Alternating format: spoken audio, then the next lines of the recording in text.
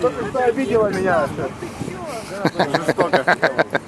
Такие детские игрушки. Детские игрушки. Давай, давай. Сейчас по твоим следам, если пойдет, то пиздец. Он проедет. Я это ставлю, что не проедет. Если Ока за руль и диагоналку, тогда да. Не проедет. Не проедет. И назад. Ну назад еще может быть. Не, назад тоже все. Лебедку! На парни там стоят нормально, на месте. У него еще окно открытое, что ли?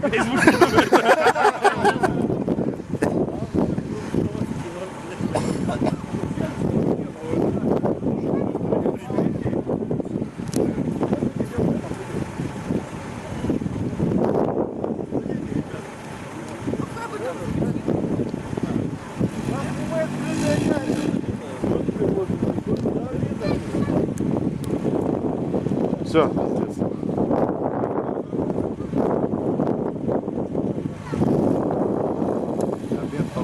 Все. Давай!